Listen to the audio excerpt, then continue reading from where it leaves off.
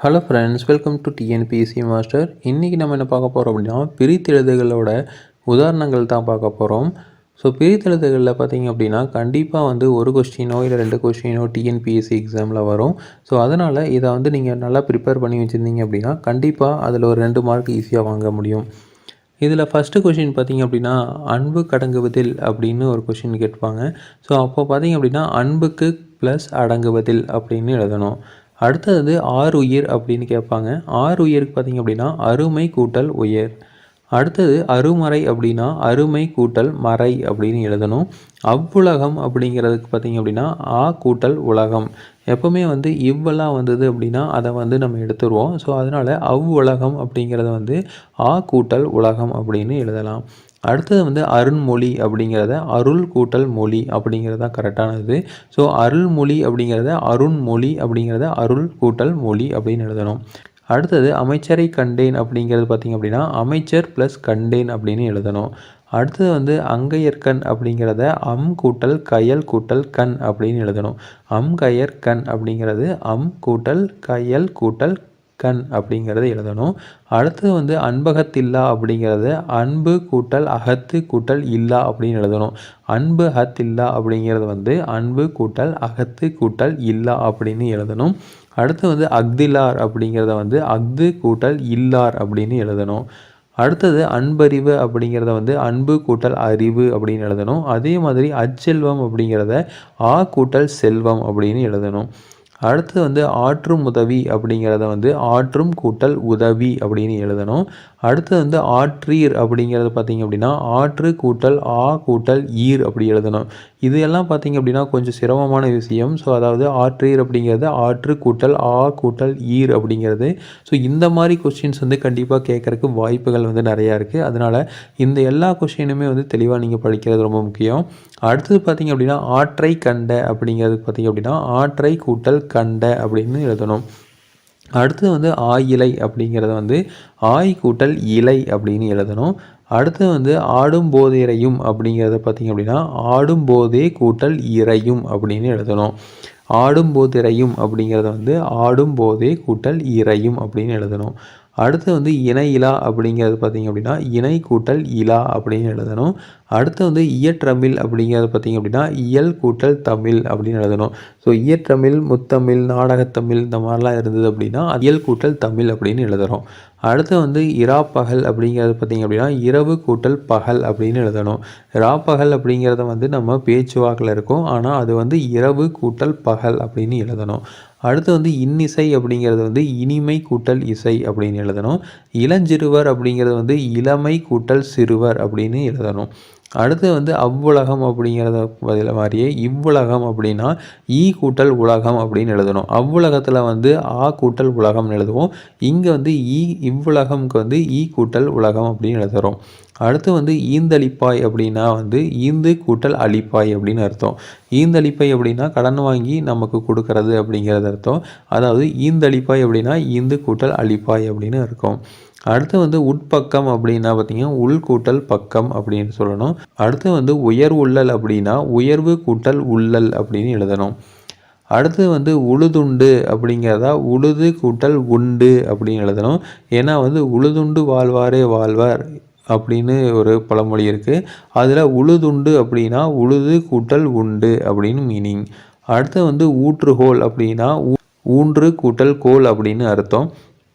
அடுத்து ஊக்கமுடையான் அப்படின்னா ஊக்கம் கூட்டல் உடையான் அப்படின்னு எழுதணும்.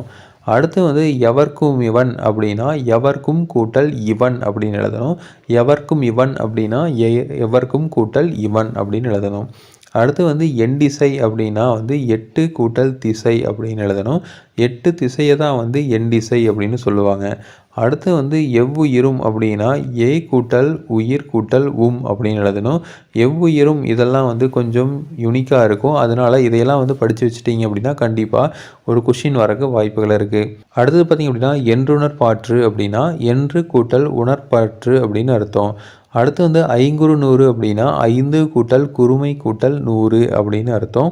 அடுத்து ஒன்றுண்டு அப்படின்னா ஒன்று கூட்டல் உண்டு அப்படின்னு மீனிங். அடுத்தது வந்து ஒப்பிலார் அப்படின்னா ஒப்பு கூட்டல் இலார் அப்படின்னு எழுதணும். ஓரிடம் அப்படின்னா ஓர் கூட்டல் இடம் அப்படின்னு எழுதணும். இந்த ரீயை வந்து பிரிச்சிங்க அப்படின்னா இரு கூட்டல் இ அப்படின்னு ஆகும். அதனால ஓரிடம் அப்படிங்கிறத ஓர் கூட்டல் இடம் அப்படின்னு எழுதணும். அடுத்தது பார்த்திங்க அப்படின்னா குறுநிலம் அப்படிங்கிறது குறுமை கூட்டல் நிலம் அப்படின்னு எழுதணும். ஏன்னா குறு கூட்டல் நிலம் அப்படின்னு எழுதிடக்கூடாது. குறுமை கூட்டல் நிலம் அப்படின்னு எழுதணும்.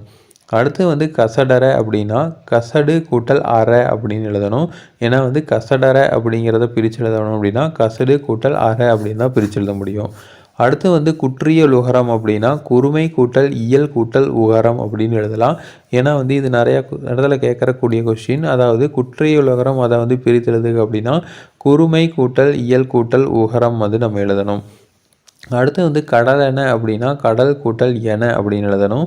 கார் இருள் அப்படிங்கிறது பார்த்திங்க அப்படின்னா கருமை கூட்டல் இருள் அப்படின்னு எழுதணும். அடுத்து வந்து கரியர் அப்படின்னா கருமை கூட்டல் அர் அப்படின்னு எழுதணும். கமலக்கண் அப்படின்னா கமலம் கூட்டல் கண் அப்படிங்கிறத எழுதணும். அடுத்தது குற்றிய லிகரம் அப்படின்னு பார்த்திங்க அப்படின்னா குறுமை கூட்டல் இயல் கூட்டல் இகரம் அப்படின்னு எழுதணும்.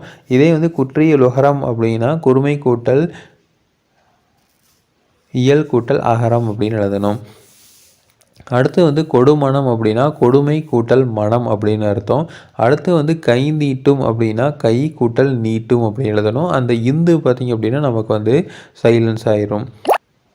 அடுத்து பார்த்திங்க அப்படின்னா கண்டுண்டோம் அப்படின்னு இருக்குது. கண்டுண்டோம் அப்படின்னா வந்து கட்டு கூட்டல் உண்டோம் அப்படின்னு மீனிங். அடுத்து வந்து குரங்கினம் அப்படின்னா குரங்கு கூட்டல் இனம் அப்படின்னு எழுதணும்.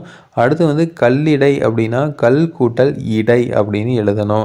அடுத்து வந்து சூளுலை அப்படின்னா சூழ் கூட்டல் உலை அப்படின்னு எழுதணும். இது வந்து ரொம்ப முக்கியம். சூளுலை அப்படிங்கிறது சூழ் கூட்டல் உலை அப்படின்னு எழுதணும். அடுத்து வந்து காவலறை அப்படின்னா கா கூட்டல் அலறை அப்படின்னு எழுதணும். அதாவது காவலறை அப்படிங்கிறத வந்து நம்ம கா கூட்டல் அலறை அப்படின்னு எழுதணும்.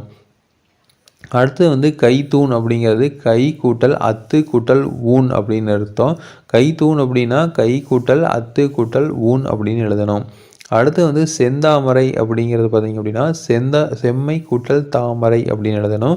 ஏன்னா வந்து செந்தாமரை அப்படிங்கிறதெல்லாம் பார்த்திங்கன்னா செம்மை கூட்டல் தாமரை அப்படின்னு எழுதணும். அடுத்து வந்து சிற்றூர் அப்படிங்கிறது சிறிய கூட்டல் ஊர் அப்படின்னு எழுதணும்.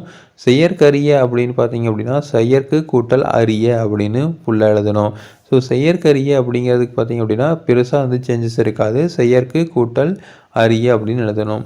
அடுத்து வந்து சிற்றில் அப்படிங்கிறது பார்த்திங்க அப்படின்னா சிறுமை கூட்டல் இல் அப்படின்னு மீனிங். அடுத்தது பார்த்திங்க அப்படின்னா சேதாம்பல் அப்படின்னு இருக்குது. சேதாம்பல் அப்படிங்கிறதுனா சேது கூட்டல் ஆம்பல் அப்படின்னு சொல்லணும். ஆம்பல் அப்படிங்கிறது பூவை குறிக்கிறது.